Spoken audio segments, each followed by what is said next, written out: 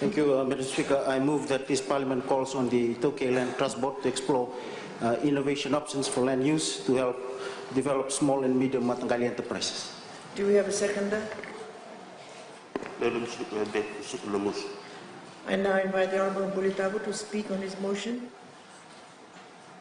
Thank you, Madam Speaker. Madam Speaker, at the moment, TLTB's core business is managing and dealing with the Tokay lands by way of negotiating leases, issuing licenses, and collecting lease monies on behalf of the Tokay landowners. Madam Speaker, TLTB has simply remained as a landlord, administering leases and collecting rent, rather than having an active hand in land innovation.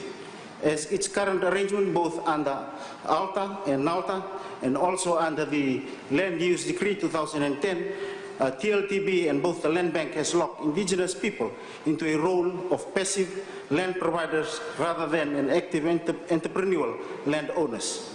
This contributes to the retardation of commercial participation of indigenous people because as passive recipients of lease money, they are not encouraged to develop their commercial farming skills and expand their business acumen.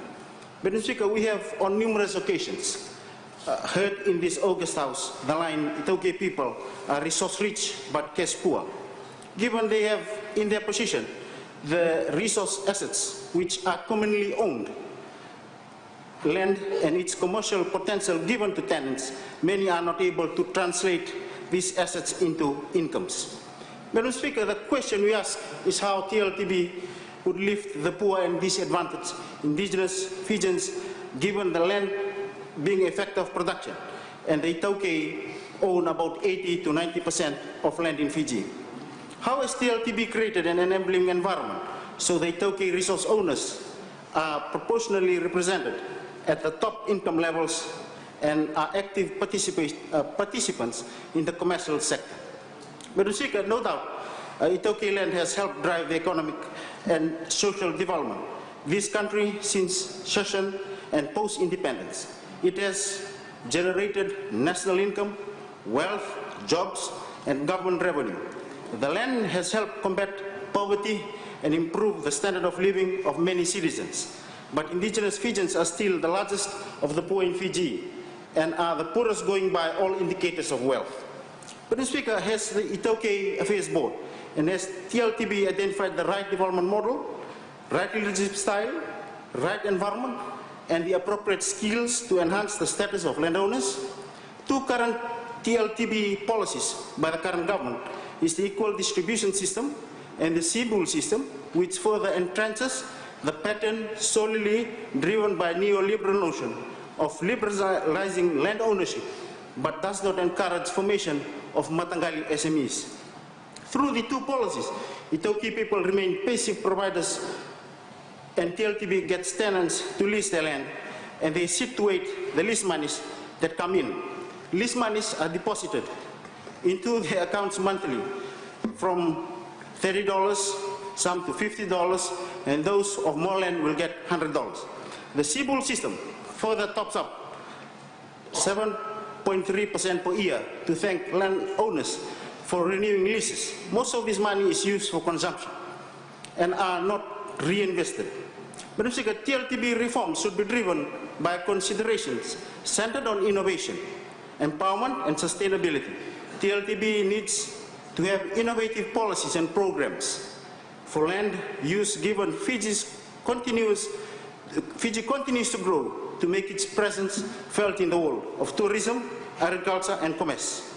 If TLTB takes a more active role in land innovation and development, then the requirement for utilization of Tokay land will expand dramatically. Madam Speaker, before I suggest the alternatives, let me outline the various categories of development the Tokay landowners fall into. Madam Speaker, all Matangali lands have title called RNL. To lease land, first they need to get the reserve. Once it becomes a proper lease, they then have a title can be used as security in the bank. If they want to set up business, they need to register at the register of companies. And once they get a business certificate, they need capital to help start up the business, pay lawyers, surveyors, valuers, environmental consultants, etc. Then they need approvals from forestry, fisheries, or town country planning, depending on the nature of the business. They also need to get tax registration numbers. And with all the documents plus the business plan, enter the bank with a deposit, depending on the amount of loan. The bank processes assessments of risks and viability of the business becomes another hurdle if the loan officers are not satisfied with the justification. Those that come through that then face a problem with finding the suitable location of the business in town. Either there is no space or there is high rent in key economic centers. Madam Speaker. In addition, they need to register to get business license from the town council, approvals from FEA, water connections, and telephones, Madam Speaker. Once in the running, they face difficulties in tax payments, FNPF payments, and other overheads costs. In addition, they even face more problems when it comes to competition, given the current monopoly that exists when they do not derive from their business a fair share of income. They cannot compete and make profits, and at the end, they close down. This is the painful experience SMEs have to come through if a Matangali wants to participate commercially. Given that, Madam Speaker, that I've outlined that TLTB has not provided the necessary environment, they are the major barrier for TLTB in moving to land innovative options is in its legislation, especially the Tauke Land Trust Act Cap 34, which is called TALTA or NALTA previously. Given the legislation barrier, the motion proposes to government that the Tauke Lands Act Cap 134 is reviewed because it hinders the good management of Tauke land to facilitate development, fair and equitable return to landowners, and does not promote sustainable development. Example, sustainable land management, sustainable farm management, good and modern land use practices, and the green growth framework. The TLTA review needs to be implemented holistically with other legislation such as Town Country Planning Act, Subdivision of Land Act, Local Government Act, etc.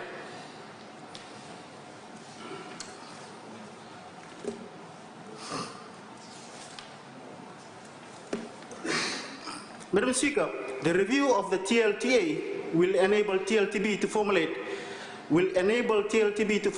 land innovation policies that will allow the formation of business partnership between foreign business and Matangali SMEs for agriculture development, using land as equity. This will cultivate a culture of innovation by sponsoring students for higher level postgraduate training in land utilization, agriculture engineering, crop science, food technology, legal patents to raise land development to a higher level of entrepreneurial innovation.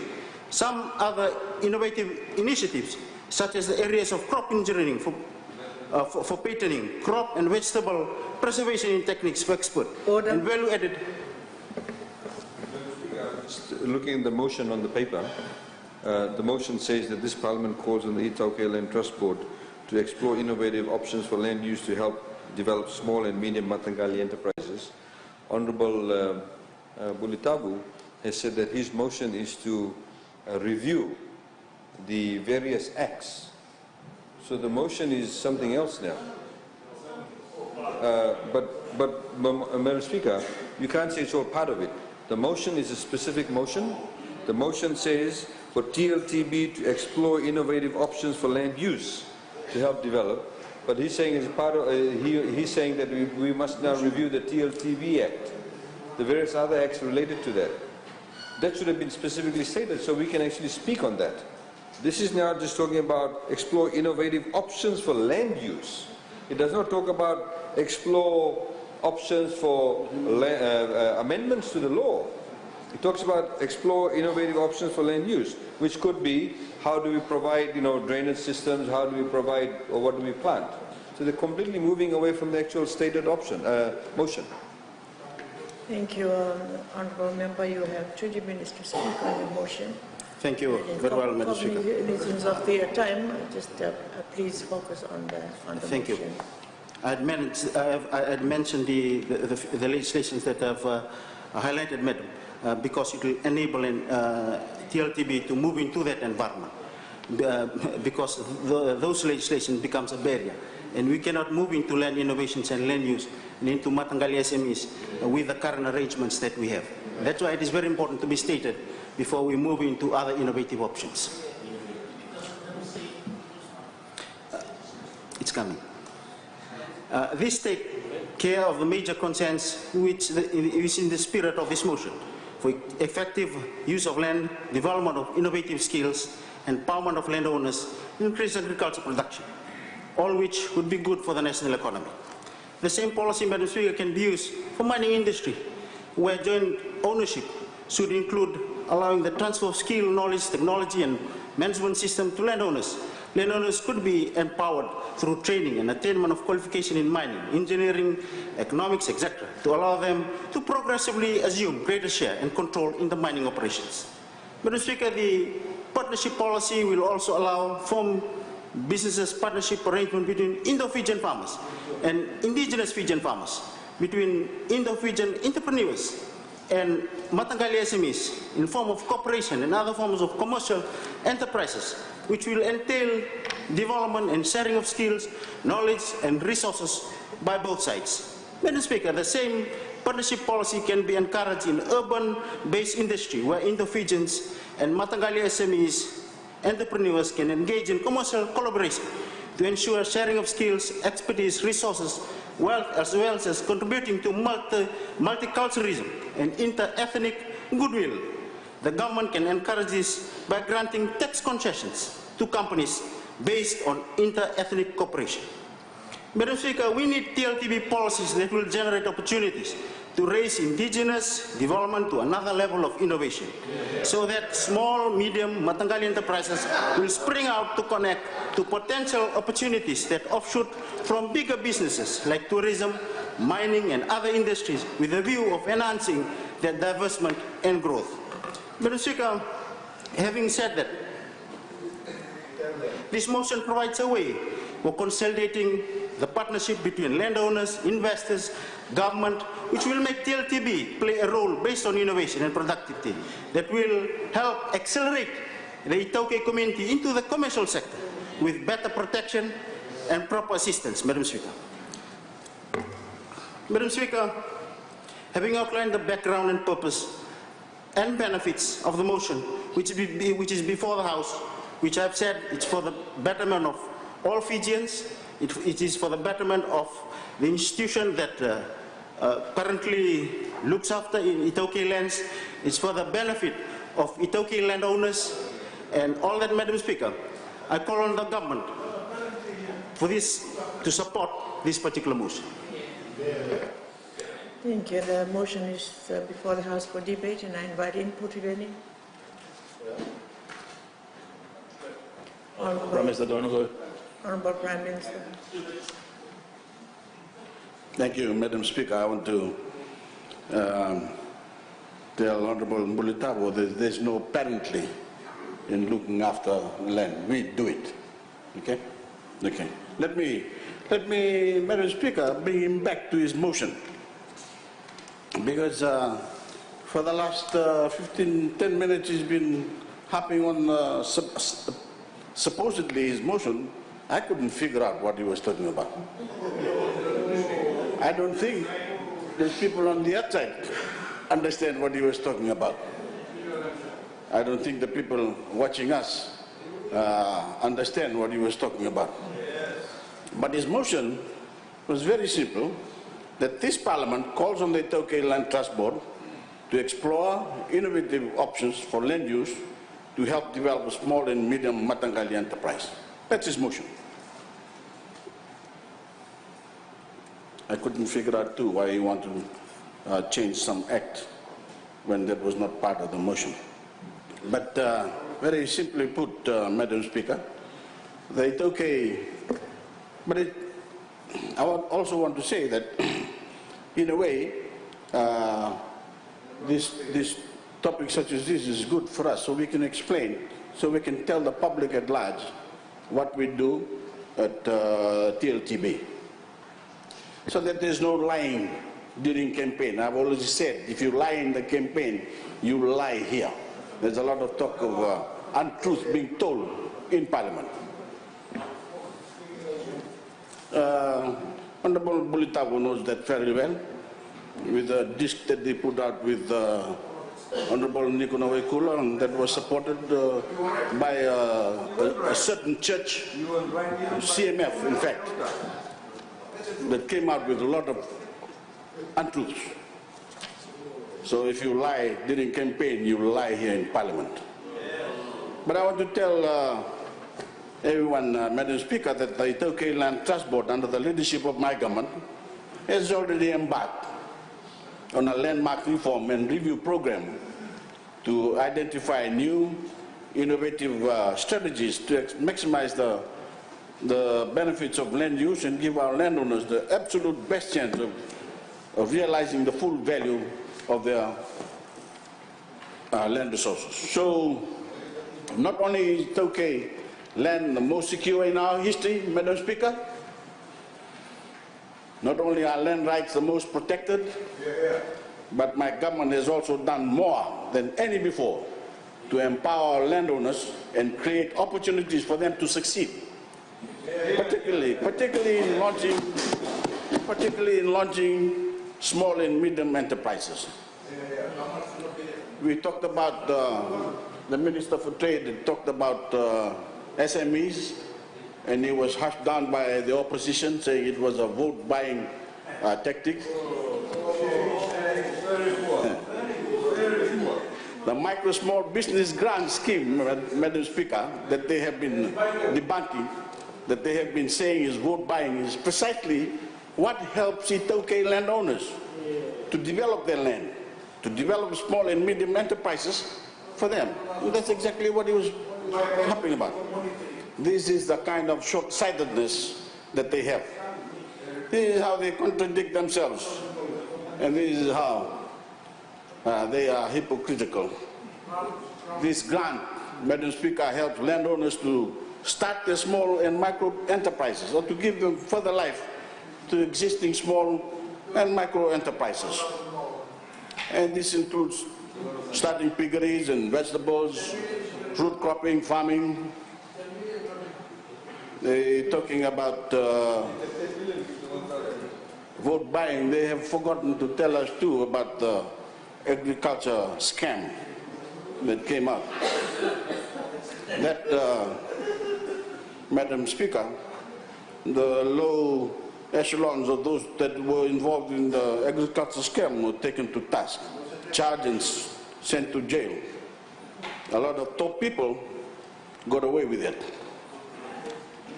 But anyone who is paying attention to the good work that is going on should know that the incentives to launch small and micro enterprises for our landowners are already built into our lease application process. I want them to listen to this properly.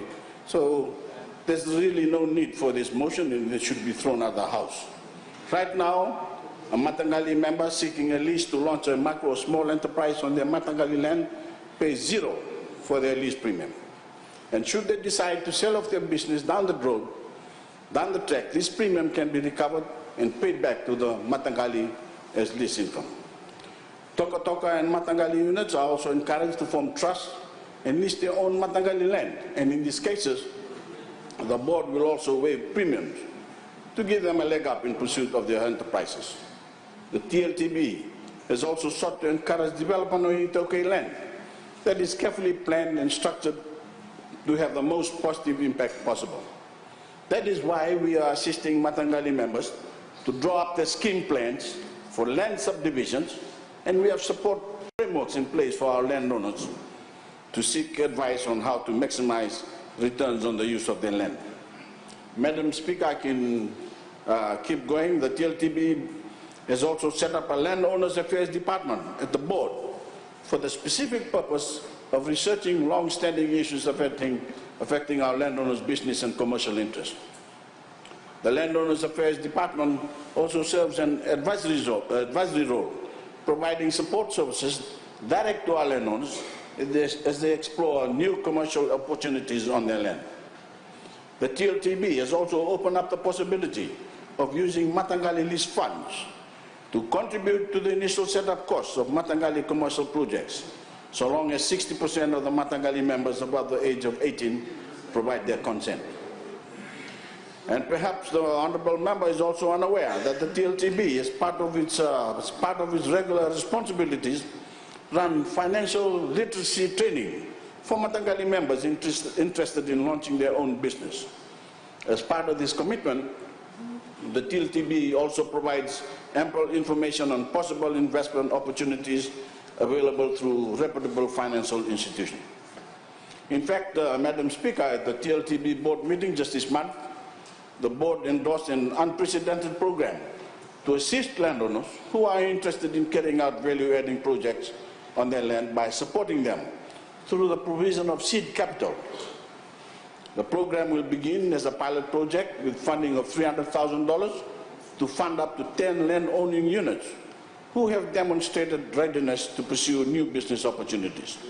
And as time goes on and we expand this program, these land-owning units will emerge as business models, success stories that can be looked to by all of our landowners for how to maximize their use of land resources, rather than leave them idle. Madam Speaker, one of my government's top priority is to ensure that Itaukei landowners have increased and direct benefits from the development of their lands. Accordingly, my government has partnered with TLTB in various areas. As I had stated yesterday, the updated and digitized BKB records kept by the Itaukei Land and Fisheries Commission of the Ministry of Tokyo Affairs is accessible to the TLTB with regards to the equal distribution of the land lease monies from the TLTB to the individual members of the land-owning units. Also, there is a 10 million grant initiative provided by government to land-owning units to meet development costs of their lands, in particular the cost of connecting and constructing utilities such as water, electricity, and roads to and on the proposed development areas. This will not only assist land-owning units from earning more revenue and thereby empowering them in a more tangible manner, but also contribute to increased national economic activity and sustained growth of the Fijian economy. TLTB, in partnership with the government, is providing assistance to land-owning units to convert agricultural leases to tourism leases for ecotourism projects.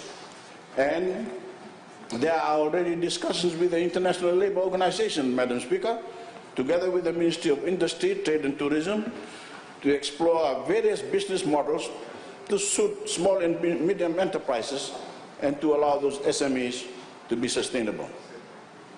Finally, Madam Speaker, TLTB is also profiling Matangali land, excuse me, giving our landowners what they need to take stock of the available land resources so they can make decisions anchored in up-to-date and reliable information.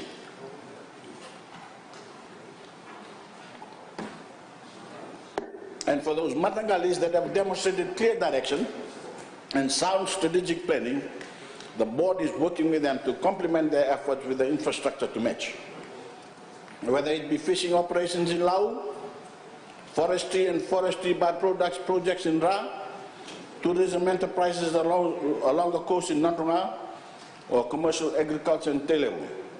The board is tailoring assistance in the form of road networks, the supply of water, electricity, and ICT services and other necessary infrastructure requirements to support these enterprises. So, Madam Speaker, there can be no question that the TLTB board, in partnership with my government, already takes the development of micro, small, and medium enterprises for our landowners very seriously. To suggest that there is a need for greater effort and attention to be given in this area is to ignore the tremendous development already ongoing. But that's always the truth with the people on the other side of the house. The resources and the support are already there for our landowners to seize upon commercial opportunities. As we have so often before, we have created an enabling environment. We've put the foundation in place for our landowners to pick up the ball and run with it. We've done so because we believe in their ambition, we believe in their dreams, and we believe in their ability to make them a reality. Like we believe in those young Fijians out there. And we will continue to support them so that they build up themselves and their communities and help build a better Fiji for us all. So thank you, Madam Speaker. There is really no need for this motion to be entertained in this Parliament. Thank you.